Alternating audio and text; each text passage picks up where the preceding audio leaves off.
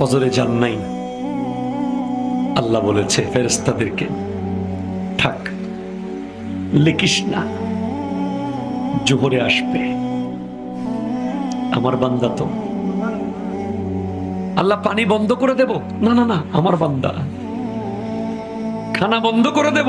না না না, আমার বান্দা। আমি না গাফফার? আমি আল্লাহ না ক্ষমাকারী? আল্লাহ দোষগুলো দুনিয়াকে দেখাই দেব? না না না, আমি সাত্তার। রহমতের চাদর দিয়ে ঢেকে রেখেছেন। আপনি জান নাই? আপনাকে হাইয়া আলাস সালাহ বলার পর আবার হাইয়া আলাল ফালাহ বলেছেন। হাইয়া আলাস সালাহ বললে হতো, ফালাহ কেন বললো? আরে তোর লাভের জন্য আয়।